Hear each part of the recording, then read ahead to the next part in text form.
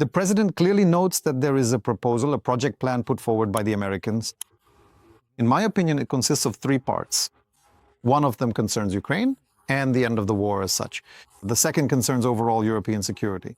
This is a more complex concept. And the third is the issue of the United States economic revenues. This is the simplest, most straightforward part, and there's really nothing to discuss there. As for everything related to Ukraine, and the president talks about this, we are ready for the most productive communication with our American colleagues. Moreover, the president says that our European colleagues will also join in because they want to have a clear understanding of the risks posed by the Russian Federation. It's not possible to just say, that's it, the war is over. You've seen the points, for example, where there is no legal accountability for the war. There will be no financial accountability. So Europe wants to understand, in that case, how should the aggressor be deterred at all? If someone comes somewhere, receives the corresponding profits and bears no responsibility for it, why should they stop, not go further, not keep getting those same profits? We've already discussed on your show that for Russia, war is a matter of identity. No war, no Russia. We can see that. But there's a nuance. This is the president of Ukraine. He is ready. He is ready to work diplomatically with colleagues, including American colleagues, regardless of the fact that this project plan looks, to put it mildly, rather strange after Russia continues to shell civilians there every day. But we have seen another side to this. First, we saw additional statements from Mr. Trump that sanctions will still be imposed on Russia until it accepts this plan, or at least until it agrees to discuss this plan. And what else did we see from the actions of the person named Putin? Made it clear, no, we have the objectives of the special military operation. We have the desire to keep fighting, and we will continue this war. So look at how the situation is shaping up. There is a proposal from the Americans, there is a position from the Europeans and the Ukrainians, and this will be discussed. This is what diplomacy will look like. Once again, it will be emphasized to the whole world. The deadline there? The point in time until... This question, well, look, this is a deadline. It's such a concept. I don't even know who is talking about it, because I think you understand that a war of this scale can't end with the signing of an initial construct called a project plan, because every point needs to be analyzed. What are the consequences? What will happen next? Who will pay for it? Look, security guarantees. It says security guarantees for Ukraine. But what exactly are security guarantees? Because Ukraine is saying that this could be a contingent decision, it could be missile bases, it could be a completely different level of army deployment. Yesterday, the generals brought something like that, some ideas. Look, you can bring ideas, but then you have to discuss these ideas, how realistic they are and whether they can be logistically implemented in concrete execution. It's not that simple. And so once again, I would take it calmly. This isn't the first proposal. It's not the first plan. For Trump, it's important to shift everything to a diplomatic settlement, as he says. He also understands that this will be quite a lengthy process going forward. But he is offering some kind of framework. I'm not going to talk now about what this framework is or where these 28 points came from. The president says that we will approach this calmly. You made a proposal and we will discuss it. And the Europeans, after the initial shock, because after all, partners are partners and the Europeans could have been informed, they also say, we are ready to discuss. This is everything that concerns the constructive approaches of Ukraine, President Zelensky, and our European colleagues. But as for everything related to Russia, I wouldn't want to spend much time on what is obvious and natural. They will not be willing to sign any plan that, for example, as is also included in this plan, states that if Russia continues its expansion after signing, an automatic response will be triggered, essentially an equivalent of Article 5, meaning all resources of the Euro-Atlantic Alliance must be directed at striking Russia. But they won't sign that, you understand. When we were in the newsroom listening to the president's address, there was one part we rewound and listened to twice. That's when the president talks about how we now have to choose between dignity or losing a strategic partner. Between 28 points and an extremely difficult winter. In what form is this choice being defended? Let me explain. And who will make this decision when the president addresses the people and people understand that the president is, in part, putting this question to Ukrainians? Because this issue concerns everyone. The president is speaking specifically, saying that either we completely reject the plan and say it's nonsense, and we attack the proposals of our American colleagues as aggressively as possible and choose a different path for ourselves. Or we lose American support. The support of open presidents? That's a consequence already, yes. Or we calmly He continues this thought. We go with the Americans, sit down at the table and discuss all the aspects. And he goes on to say that he will propose alternative solutions, use all the facts to explain why these positions are unacceptable or acceptable, and so on. That is, so that we in Ukraine, as he goes on to say, can calmly, really calmly accept that there will be intense diplomatic work ahead. Are we being given this leeway for discussion? They can't not give it. We're hearing statements from the United States here and now.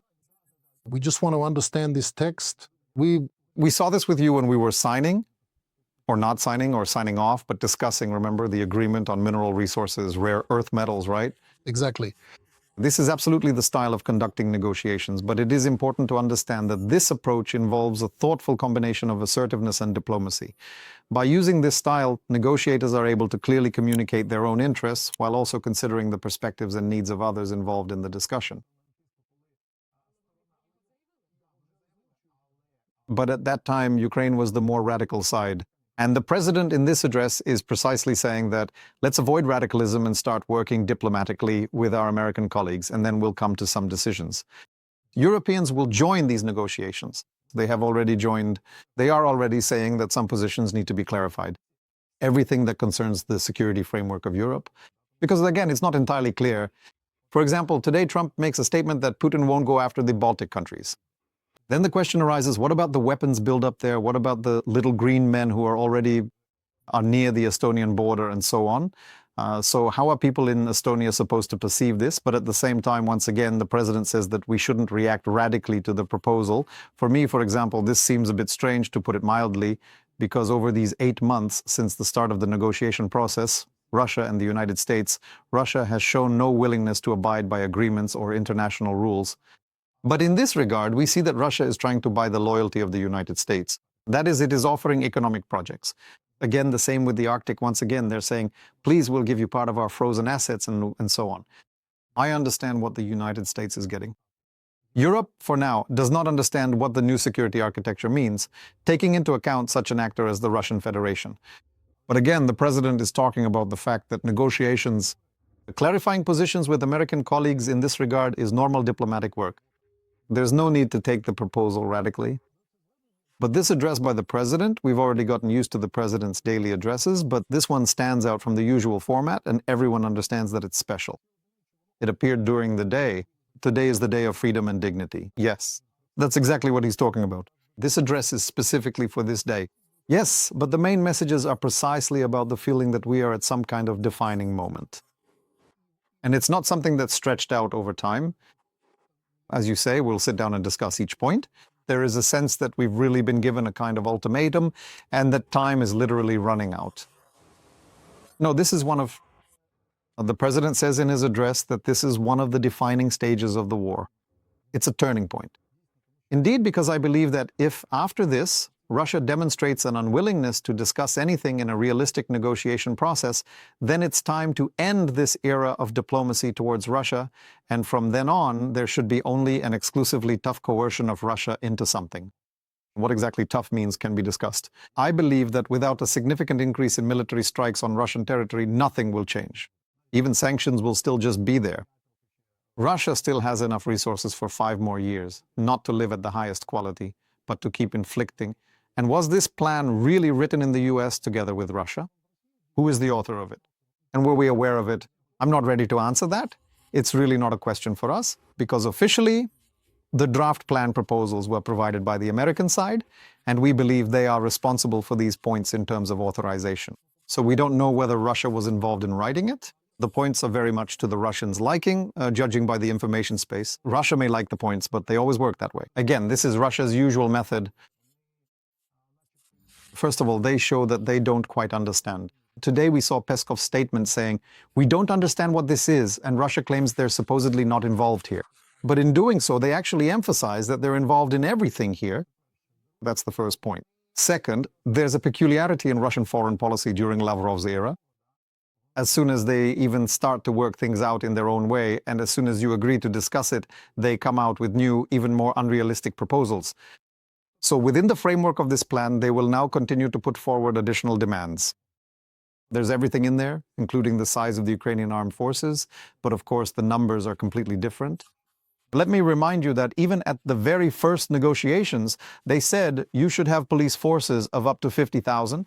Then they talked about 60,000, and today the figure is 400,000 to 600,000. I don't think the Russians will be willing to accept an army of this kind, which has extensive combat experience on its eastern border. Why?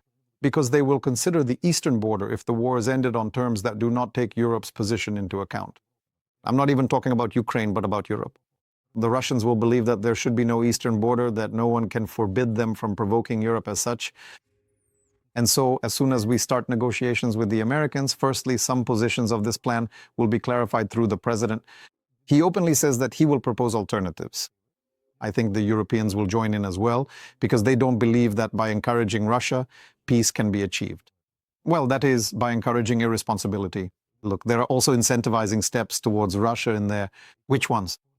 We bring you back into global economic relations. We lift, accordingly, a number of sanctions. The return to the G8.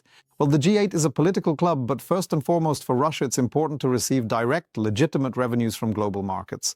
Well, I mean, and Europe, I think, will doubt that Russia will spend this money on building some new quality of life in Russia rather than on militarization. Mr. Mikhailo, the recent corruption scandals have come at a very bad time, weakening the Ukrainian state and government and also undermining people's trust in the state's ability to cleanse itself. Should we expect a reshuffle or an upgrade from the government team of the parliamentary majority? I think that in principle, political cycles always reach a stage where certain upgrades are necessary. But let's get back to the issue of corruption.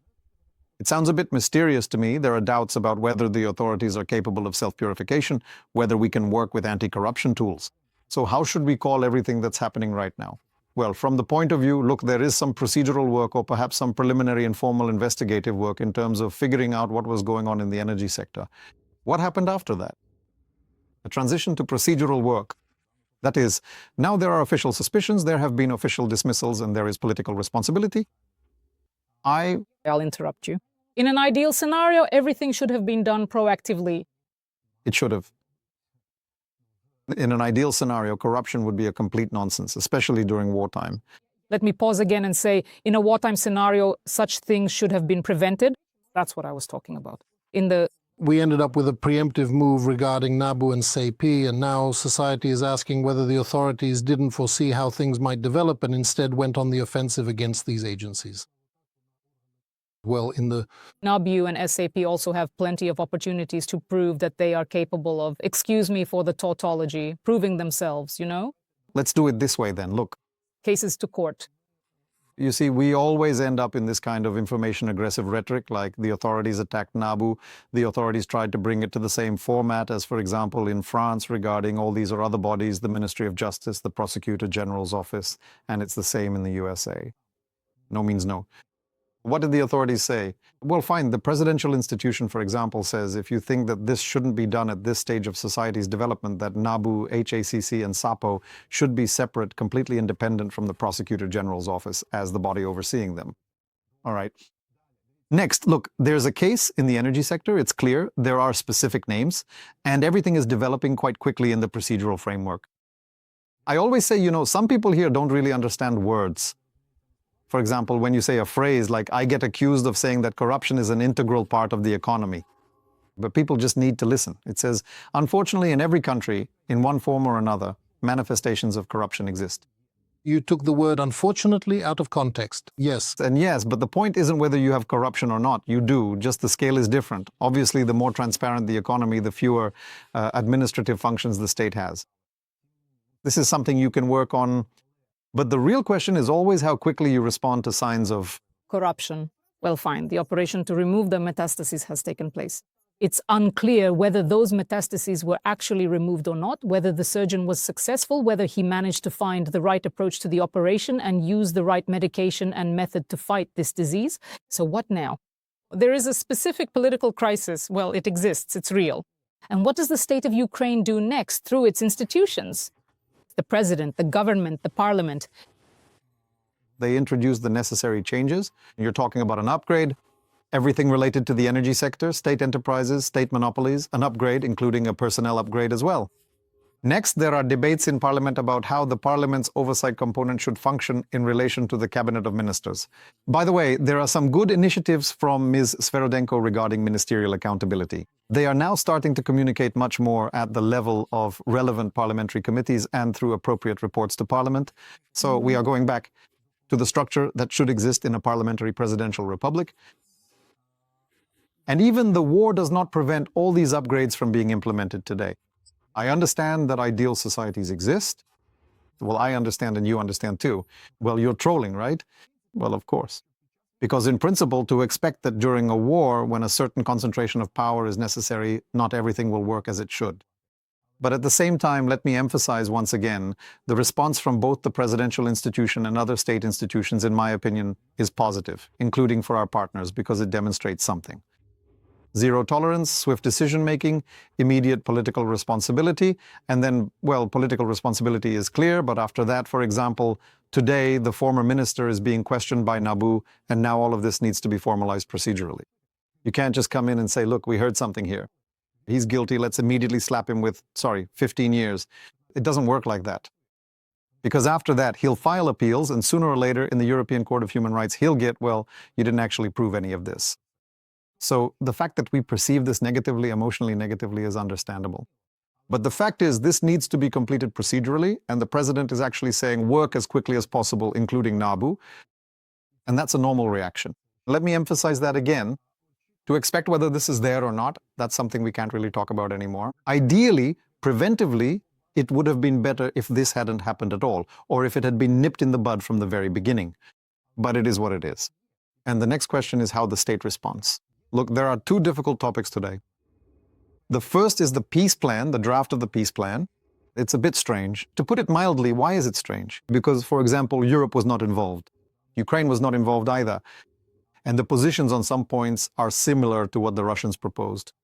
But what does the president say? We are working with you, we will discuss, we have alternative proposals, we will debate. This is the right position. And he says so. Let's avoid radical Judgments. Trump call set for Monday. Well, at the beginning of next week, since there are still some arrangements to be made. And the second component is this energy corruption case. And look, in both cases, the president says, I hear you, we're working, making adjustments, upgrading, and so on. And the president also said, stop the squabbling and pull yourselves together. That wasn't addressed to us. That would be the ideal scenario. But unfortunately for us, this is a constant element. That's everything for us. It's our internal culture, you could say. Thank you. Mikhailo Podolyak, advisor to the head of the Office of the President of Ukraine, was on the air of the National Telethon, for which we are very grateful to you. A short break, And we will continue the conversation.